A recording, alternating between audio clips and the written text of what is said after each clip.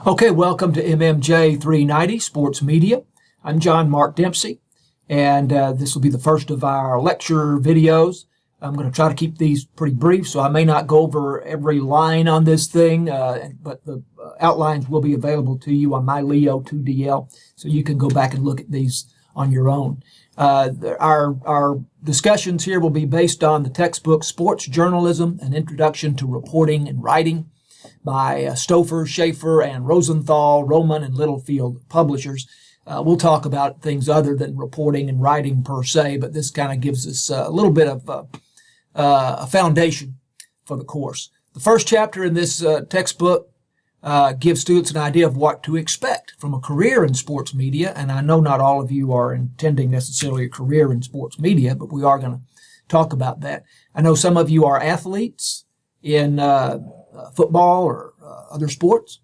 And I would say that almost all universities have sports media positions. And a lot of you, I'm sure, know Josh Mank.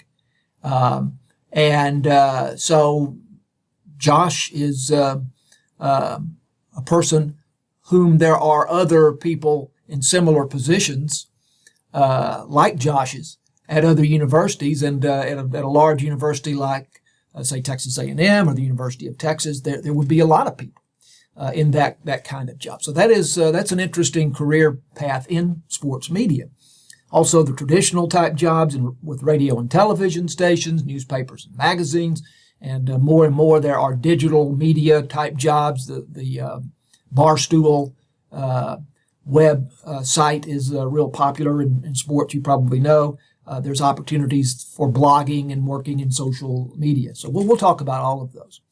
Your textbook tells you that in sports media you can expect to work long hours, certainly some odd hours, night times, weekend and holiday hours. As you know, the NFL and college games are played on Thanksgiving Day. The NBA plays on Christmas Day. So it's typically not something where you can expect to work 9 to 5 Monday through Friday. No cheering at games. One of the oldest and best known rules in sports media is no cheering in the press box. And so even if you're a fan of, let us say, A&M Commerce, if you're in the press box at the football stadium or at the scorer's table in basketball, then there is no cheering. You have to maintain a professional, sort of neutral demeanor while the game is in progress. Let's look at a video here on sports internships. I think this might be something that would be of interest to you. That's a great way to get started. I'm going to jump into this kind of in the middle. I'm not going to play the whole thing for you, but you can watch it on your own all the way through. So you want to get you going. Strategy number 1, attend sports industry conferences and networking events. You would be surprised how many events are going on in cities everywhere. And all it takes is a little bit of time with your Google search bar to find out about them. Google things like sports conferences plus the year that you're looking up, or sports networking events near me. You'll get results for a number of different opportunities. And if you have a track within the sports industry that you are interested in, so sports marketing or the NBA, or maybe even a specific team, you can include those details in your search as well and see what events are going on that are more tailored to your specific career goals. Some events are free and some are paid, but just remember that a little investment up front doesn't hurt. Spending a little money to attend an event shows people that you're taking it seriously. It sets you apart from all of the other people that are also trying to throw their hat in the ring for an internship. And when you invest in your own future, you're going to take it a little bit more seriously as well. I'm not saying you always have to do paid events, but every once in a while, it can't hurt. We'll pause that at that point. She gets into talking about doing things with your university. So here at A&M Commerce, there's some great opportunities within athletics to do some media-oriented things. Again, talk to Josh Mank about that, and I hope that we will have him as a guest in this course. We'll have a video with him, a conversation. KETR, our university radio station that broadcasts football and basketball, also has some opportunities. So we'll talk more about those things. Covering the game is the second chapter. We're moving right into that. There's a nice little story there from the Pulitzer Prize-winning author John McPhee, who talks about deciding that he wanted to be a writer, and he has done some some writing on sports, and he was a ball boy when he was a little guy at Princeton University, and looked up in the press box one day on a cold, wet day and saw people up there with typewriters before laptop computers, sitting dry under a roof in what I knew to be a heated space. And in that precise moment, I decided to become a writer. For many people who go into sports media, there is kind of a magic about the combination of sports with writing or broadcasting that draws them into this career. So it's something that if you have a spark for it, then you probably will do quite well. If it's not something that excites you, then I wouldn't suggest that you go into it or even give much thought to it.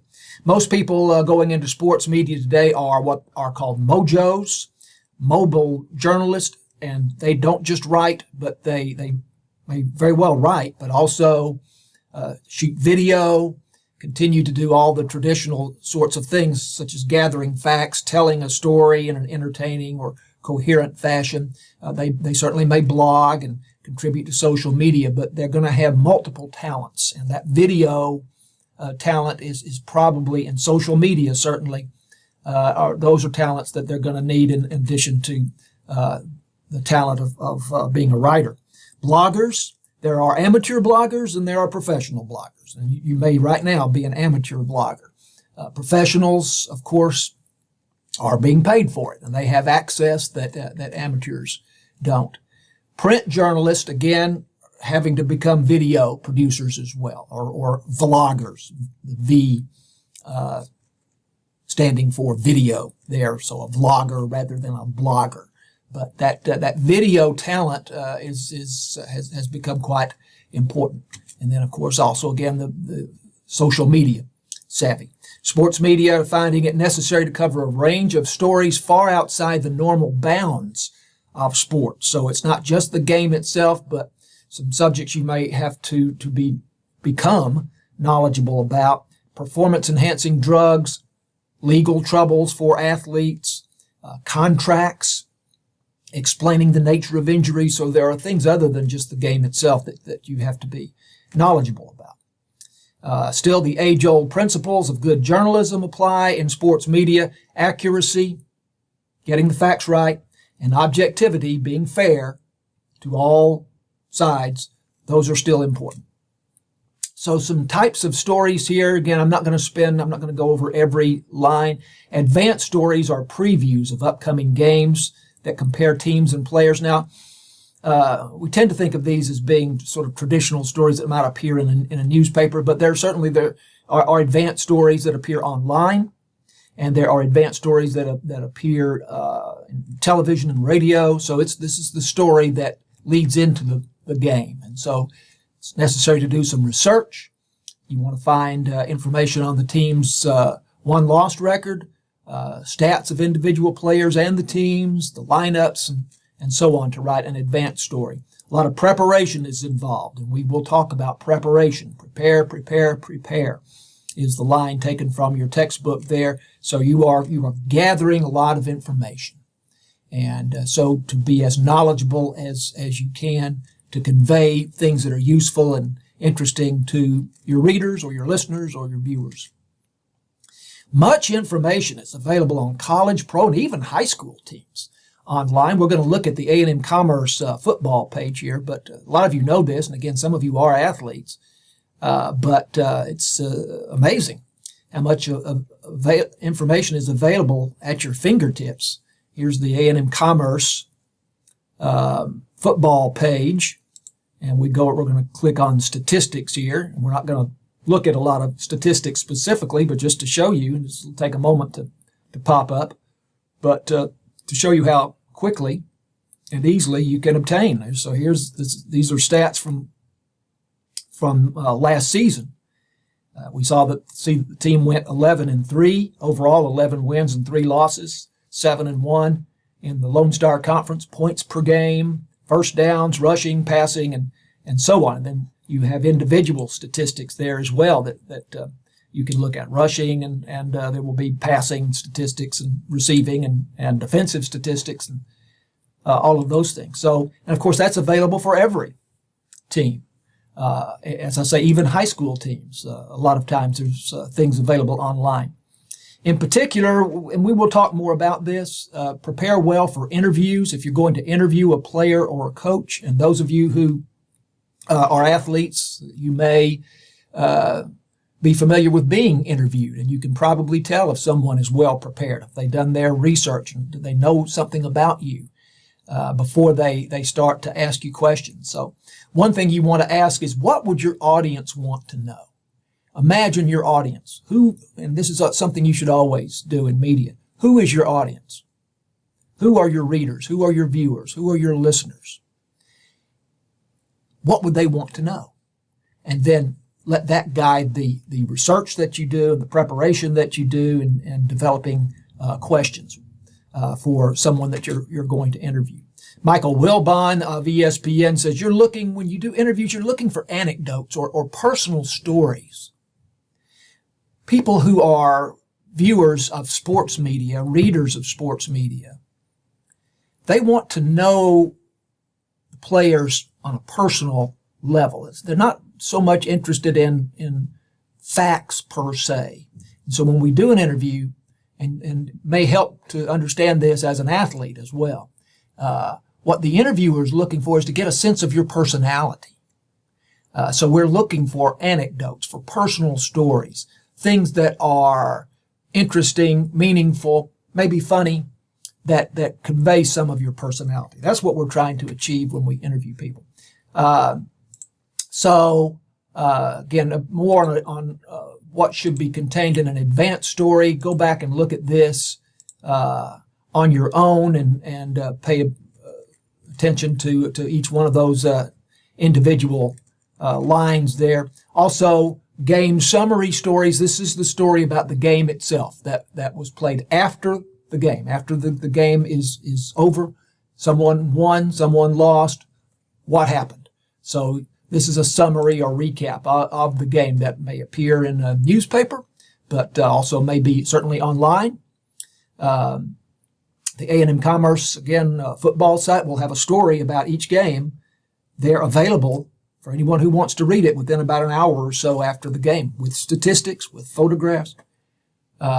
So one thing we do want to be aware of is that keep in mind that readers and viewers will have very often seen the game themselves, if not in person, then perhaps on television and maybe streaming television, and already know the outcome. So you want to give them information that is beyond just who won and who lost and what was the final score. Why or how did the Cowboys win? Why or how did the Lions win in their game? So if you are writing for an audience primarily of Cowboys fans, you will focus on the game from the Cowboys' perspective. You're going to focus on what the game meant to the Cowboys. Vice versa, if you're writing for Giants fans, then you're going to focus on the game from the Giants' perspective. And you're going to focus on what the win or what the loss means to the Giants, and who on the Giants had a good game or did not have a good game. Same thing with A&M Commerce or any college team. You still should remain objective. People need to know that whatever information you give them is factual, and that you're not leaning one way or the other just because you're a fan of the Cowboys or the Giants or the A&M Commerce Lions. We want to minimize kind of corny sports jargon, overused, worn out, barn burner, squeaker, nail biter, any of those kinds of old-fashioned phrases, and even some that are not so old-fashioned tend to be overused. We want crisp, lively words in writing, and this is whether it's for print or for broadcast or for online. Words that convey action and energy, and especially your verbs: run, jump, throw, hit, tackle. Those verbs are especially important. Words that convey action and energy. You want to bring emotion into the story. Sports is a lot about emotion. People are very happy or very, very sad, depending on the outcome of a game. So your author describes writing about the loss of a volleyball team their distraught faces, tears streaming down their cheeks, capturing that emotion with a revealing quotation also. What did the players have to say about this very painful loss, or what did they have to say about a very exciting win? But we want to try to convey the emotion of the event. Covering professional events, you want to dress appropriately to cover a professional event or even a college sports event. You can get by a lot, and of course you go to your classes, maybe you're wearing shorts and a t-shirt and what have you, but probably for covering even a college sports event here at A&M Commerce, a Division II event, business casual would be the way to go. So probably some slacks, trousers, shirt with a collar, wear a belt. I'm talking to males here, obviously, but whatever business casual would be for females would also be the best way to go. You will find at events, and even at this level, at the Division II level, generous hospitality rooms with food and drink. And they are there for media and others working at the event, but working here is the key word.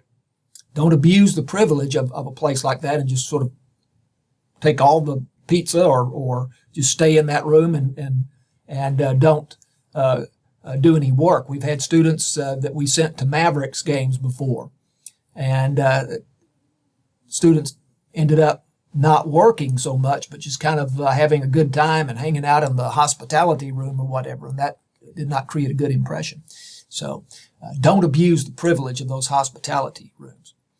Stats and quotations at professional and college events will be provided for you, especially stats throughout the game, both on hard copy and electronically, and then quotations after the game that you can use. So you have a tremendous amount of information that is provided to you. Won't spend a lot of time on post-game analysis. It's another type of writing, but we're talking about post-game analysis. We're talking about an opinion piece, probably written from the perspective of a veteran, experienced writer. That writer, Tim Calishaw, someone like that with the Dallas Morning News, is someone who's been around for a long time and who has a lot of experience and a lot of perspective. So that's probably, this is not the kind of thing that you would be asked to do as a student, unless it might be for the East Texan. If you're writing for the East Texan here on campus, then that might be a possibility. This would be written from the writer's experienced, informed point of view. And yes, it's an opinion piece, but it would be based on facts. So this, again, this might appear in a newspaper, but it might very well also appear online. And while the Dallas Morning News still exists as a traditional newspaper, it also exists very much online. And the writing that appears having to do with the Cowboys and the Rangers and the Mavericks and Stars and college teams is also available online. So anytime we're talking about writing, we're talking about online opportunities as well as traditional print type experiences. So the sports analyst or columnist is usually writing for the true aficionados who already have a lot of knowledge about sports. So that's a beginning here. The first couple of chapters outline of the first couple of chapters from our textbook. And we'll continue with this as we go forward. We'll have some conversations with sports media folks. We'll have some readings for you to do. So I hope you enjoy the class. Thanks.